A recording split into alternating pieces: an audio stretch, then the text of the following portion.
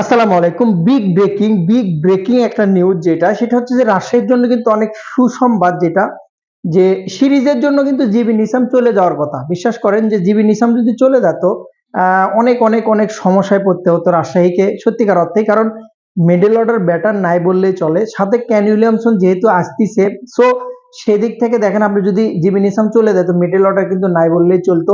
এবং ওরকম ভাবে যখন মোহাম্মদ নেওয়াজও চলে গেছে, সেখানে কিন্তু জিবি নিসামের সাথে যেহেতু ম্যানেজ করতে পারছে Rajshahi management, is a big proud, একটা বিশাল একটা মুভমেন্ট এটা বলা চলে। যে একমাত্র হান্নান সরকারকে দ্বারাই কিন্তু এই সম্ভবটা হয়েছে, তাছাড়া তো সম্ভব ছিল না।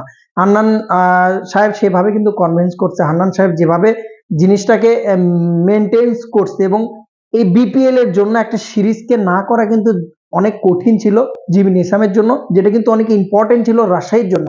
সবচেয়ে বেশি ইম্পর্টেন্ট যেটা রাজশাহীর জন্য, মিডল অর্ডারে জিবি নিসামের বোলিংটা খুব ইম্পর্টেন্ট, ব্যাটিংটাও কিন্তু খুব ইম্পর্টেন্ট।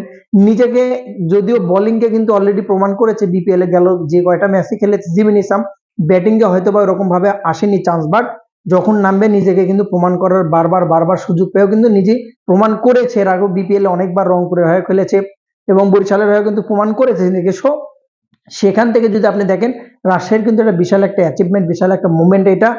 সত্যিকার অর্থে অনেক ভালো লাগলো যে রাজশাহী জিবি নিসাম চলে যাচ্ছে না, ফাইনাল পর্যন্ত থাকবে। যদি টিম ফাইনাল পর্যন্ত যায় এবং টিম যতদূর পর্যন্ত যাবে ততদূর পর্যন্ত থাকবে জিবি নিসাম, এটা অনেক অনেক অনেক এক্সাইটেডের একটা বিষয় যারা বিশেষ করে রাজশাহীর ফ্যান আছেন। সাথে যদি কেন উইলিয়ামসন আসে তো ভালো একটা জুটি, এবং সেদিক থেকে এক্সপিরিয়েন্সের দিক থেকে যদি মুশফিকুর রহিম আছে, শান্ত আছে, তানজিদ তামিম, ফারহানকে হয়তো বা বসা লিখতে পারে কিনা কেন আসলে, সেই জিনিসটাও একটা প্রশ্নের সম্মুখীন। তো সব মিলিয়ে একটা ব্যালেন্স এবং মোটামুটি শক্তিশালী টিম সাজাতে যাচ্ছে কিন্তু রাজশাহী ওয়ারিয়র্স।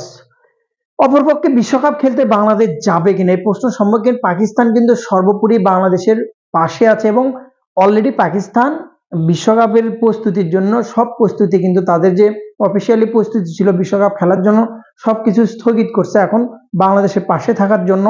21 তারিখ বাংলাদেশের ভাগ্য নির্ধারণ হবে। শোনা যাচ্ছে যে বাংলাদেশের জায়গায় স্কটল্যান্ডকে সুযোগ দেওয়ার সম্ভাবনা আছে আইসিসি থেকে। এবং সর্বশেষ নিউজ সেটা হচ্ছে যে ইন্ডিয়া কতটা নিম্ন নিচু মানের হলে এই কাজটা করতে পারে। যখন আইসিসির যে লোকজন আসছিল বাংলাদেশে, তারা যখন মিটিং এ ছিল বুলবুলের সাথে, বুলবুল সাহেব একটা সময় তাদেরকে কিন্তু কনভিন্স করছিল এবং রাজি করানো গিয়েছিল যে আয়ারল্যান্ডকে ইন্ডিয়াতে খেলানোর জন্য। অপরপক্ষে এই নিউজটা যখন ইন্ডিয়াতে চলে যায়, ইন্ডিয়া যে গুটি চালটা চালছে সেটা হচ্ছে যে আয়ারল্যান্ডকে কিন্তু প্রায় 2 মিলিয়নের একটা বলা চলে যে টিভি বা এক্সট্রা ম্যাচ খেলা বা 2 মিলিয়নের একটা অফার করেছে, যেটা কিন্তু আয়ারল্যান্ড গ্রহণ করেছে, যার জন্য কিন্তু আয়ারল্যান্ড ভারতে যায় খেলবে না। যদি আয়ারল্যান্ড ভারতে যায় খেলতো, সেক্ষেত্রে কিন্তু বাংলাদেশ শ্রীলঙ্কাতে আরামে বি গ্রুপে খেলতে পারতো। সো এই জিনিসটা হচ্ছে না।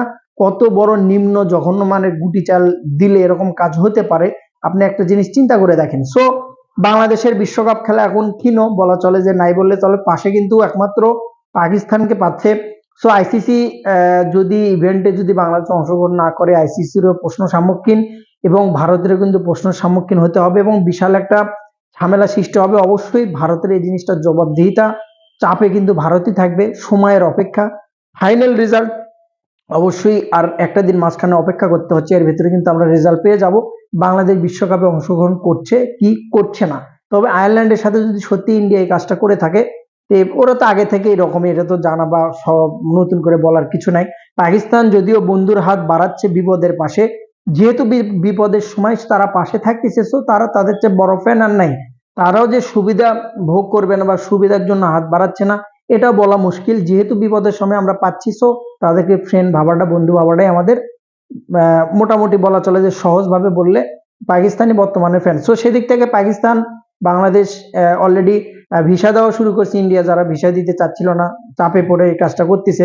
যারা পাকিস্তানের বংশোদ্ভূত ছিল তাদেরকে ভিসা দিচ্ছিল না প্রত্যেকটা, সেখান থেকে ইন্ডিয়া সরে আসে, সে ভিসাটা দেওয়া শুরু করছে। তো পাকিস্তান বাংলাদেশে অংশগ্রহণ না করলে মেবি একটা ভালো একটা প্রশ্নের সম্মুখীন পড়বে কিন্তু আইসিসি, ইন্ডিয়া এবং বিশ্বকাপটা দেখা যাক সময় সাপেক্ষে। কনগ্রাচুলেশন জিবি নিসাম, রাজশাহী ওয়ারিয়র্সে থাকার জন্য অনেক অনেক স্পেশালি ধন্যবাদ। ভালো থাকুন, সালাম।